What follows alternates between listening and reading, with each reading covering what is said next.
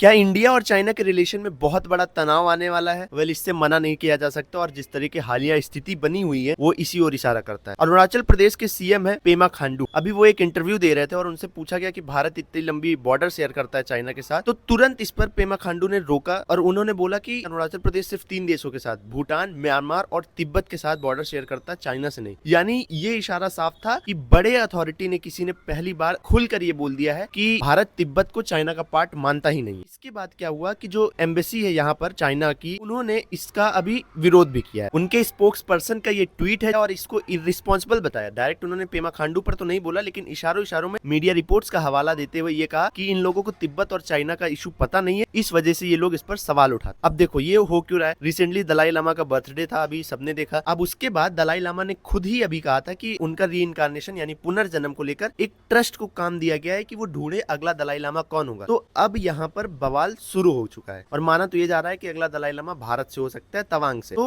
अब यूएस जो है वो इस चीज में भारत के साथ खड़ा है, क्योंकि भारत रिकॉग्नाइज करता है तिब्बत को, बाकी दुनिया के कोई देश नहीं करते। अभी दलाई लामा का जब बर्थडे था तो उनको जो ऑफिशियली शुभकामनाएं दी गई थी वो सिर्फ इंडिया, यूएस और तीसरा देश था ताइवान, जो अपने आप को ओरिजिनल चाइना मानता है और जो फिलहाल का चाइना है उसको कम्युनिस्ट मानता है कि इन लोगों ने कट्टरपंथी के साथ कब्जा कर रखा है चाइना पर। और ये बात भी सच है कि जो ताइवान है वो इतना कट्टर नहीं है चाइना के तरीके से, और इसका एग्जाम्पल भी है। अभी अरुणाचल प्रदेश की एक छात्रा थी, उसको स्कॉलरशिप भी मिली है वहां पर। तो अब मेन मुद्दे पर आते हैं, भारत और चाइना का इशू कैसे खड़ा हो सकता है। क्योंकि जो रीइंकार्नेशन है, मतलब पुनर्जन्म दलाई लामा का, वो चाइना कहता है कि ये सिस्टम कोई बना बनाया नहीं है, इसको चाइना तय करेगा और खत्म कर देगा, जबकि दलाई लामा इसके अपोजिट ठीक बोलते हैं। और भारत भी तिब्बत को रिकॉग्नाइज कर रहा है। अब अगर पीएम मोदी या एस जयशंकर सर कहीं पर ये ऑफिशियली बयान दे दे कि भारत तिब्बत के साथ बॉर्डर शेयर करता है, ना कि चाइना के साथ, अब ये बवाल आप देखिएगा कैसे बहुत बड़ा बन जाएगा। और इसकी नींव पड़ चुकी है, क्योंकि अभी यूएस ने भी ना तिब्बत के लिए एक फंड जो होता है मदद का, वो ऐलान कर दिया है, जो करीब $7 मिलियन